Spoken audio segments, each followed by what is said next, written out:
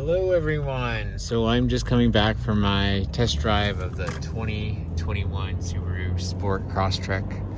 I just want to give you guys a comparison. I am in my current 2018 Subaru Crosstrek. This is with the 2.0 liter, 152 horsepower, 153, can't remember.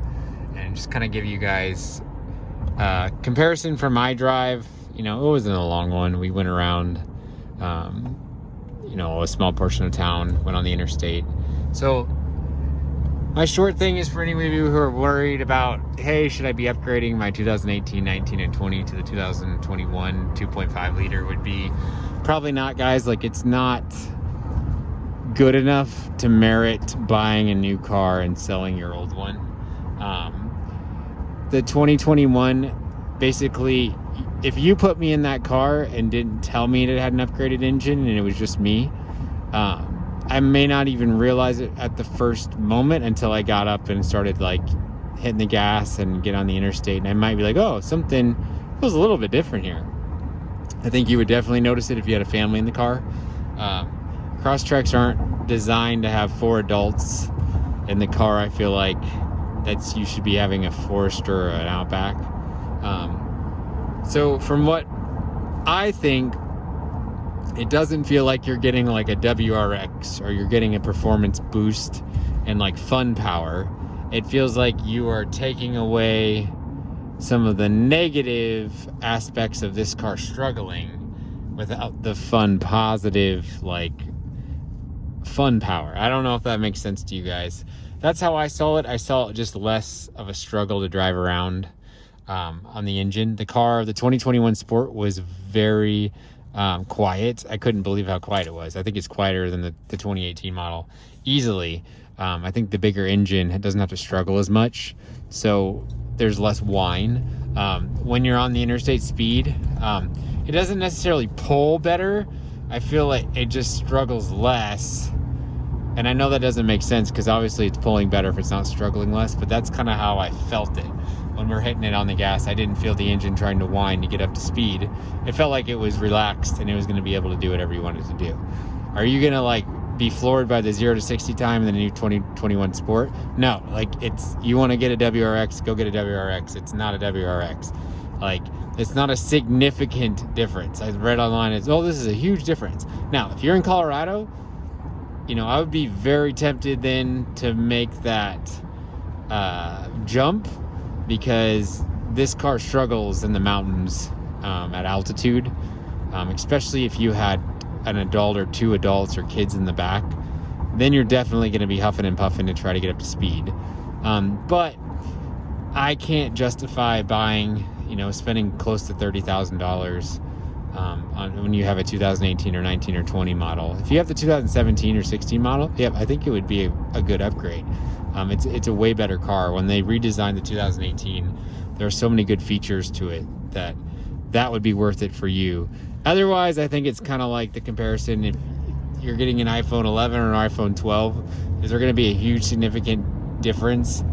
Not really. Like, honestly, you could probably have an iPhone, your iPhone, like your 6 versus your 7, you're not going to see a huge, it might look that way on paper. iPhone's Apple's selling you all the specs increases, but it's not an actual like usable increase. You're going to notice a little bit, but not enough to like blow your mind. Like, you'll notice the camera gets better. That's kind of my comparison. So my thought would be, if you are looking to get into the market of getting a new Subaru Crosstrek and you don't own one, get the 2021 Sport. I think that would be a great car for you. The seats have a new kind of faux leather that I think are way better than my seats. I have the fabric and I think I have the limited 2018. These seats can be like dog magnets sometime, or stain magnets. Those new composite kind of leather, they're so much easier to keep clean. They feel more comfortable. The screen on the 2021 is a little bit bigger than the 2018. So this is the 2018. 2021 Sport model is a little bit wider. It gives you additional features like more information on the tech board up here. It'll tell you more about your temperature, your climates. They switched some of the switches down here. Instead of like the AC button being manual, you can turn it on. So just minor changes. The lights are a little bit like different. Minor changes that are very good. Like I like them all, but they're not enough to make it worth the leap. So in summary, I don't think the 2021 Crosstrek is good enough to get rid of my 2018 or 2019 or 2020 model to upgrade. You know, my comparison again would being like buying an iPhone X or buying an iPhone 11, like if they're going from an iPhone whatever 10 to 11 or 11 to 12. If you have the money and you want to do it, great, you could do it. Is there going to be a significant performance upgrade? Not really. Like it's not like going from like the iPhone 6 to the redesigned iPhone 10. So like if you still have that 2016 or 2015 Crosstrek, yes, I think it would be worth it. Is that 2021 Sport model worth the additional $7,000, $8,000 on price? I think that depends first on your budget. If you have the money, I would get it, but the performance increase to me wasn't substantially better. It was better.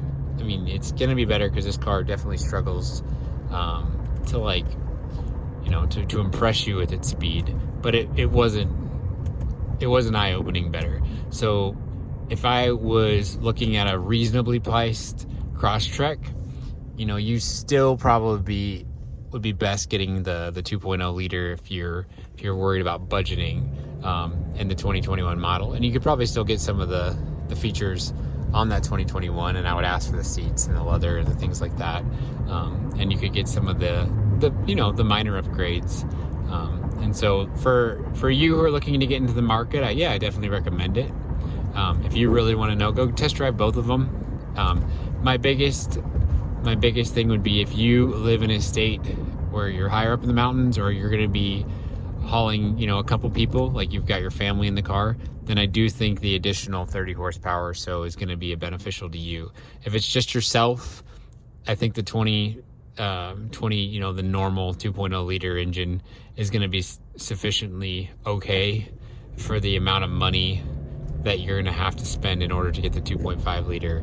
I think you're better having the 2.0 liter with the money savings, because I mean, you could enter into the market I think at like $23,000, which is a great deal for this car. So versus that 2.5 liter, when you add all the things you're going to want to put onto it, it's going to be closer to $28,000, $29,000, $30,000. So those are just my thoughts. You may not agree. You can tell me in the comments. I just wanted to give you guys an input as I'm driving my 2018 home. A lot of the functions. One thing that was different on the 2021 is they do have a sport mode here on your thumb selections, and you know, and I didn't when I drove it in sport mode versus the city driving mode, it wasn't a big significant difference. It's not like turning on a turbo or anything like that. So that was my thought. I was impressed by the car because I think they did such a good designing of this 2018 model, and that's what they're all coming out of. So unfortunately, they designed the 2018 so well that it didn't do enough to merit me spending the money to upgrade to the 2021 Sport. Like I said, if you're trying to get into the market, I think it'd be a great car. If you already have a 2018 or 19, keep your car, you know, drive it up to like the 120,000 mile range. I think that would be a good one. You know, if that's when you could probably, you know, you're going to get the most bang for your buck for selling your car. Because you're kind of at the peak of its resale at that point. Either you're going to keep it at that point, or you're going to, you know, you're going to sell it. If you're at 60, I'm at 60,000 right now. I've had my car for almost 3 years now, so 60,000 miles. But even the owner told the salesman was saying, you know, hey, you sell your car now, you're really losing money because these cars are designed to go for, you know, 3 times that at least with these boxer engines. So, you know, drive the car. If you're going to drive it, you know, get the more mileage out of it, because that's what you paid for. So those are my thoughts. If you guys have anything else to add, let me know. If you have any questions about this model or my drive, go check out some of their car drives. I didn't bring a video of the actual car drive. I didn't think that'd be appropriate with the guy sitting in the seat next to me, but thank you guys. Talk to you later.